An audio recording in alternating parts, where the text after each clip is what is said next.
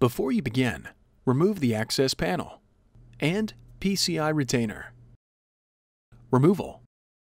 Note, it may be necessary to remove PCI cards to gain access to the RTC battery. Using a non-metallic, flat-bladed tool, carefully release the RTC battery from the retention clips on the RTC battery socket to partially release the RTC battery. Lift the RTC battery out of the RTC battery socket and remove. Replacement. With the positive side of the RTC battery facing up, tow the edges of the RTC battery into its socket and gently press down until it snaps into place.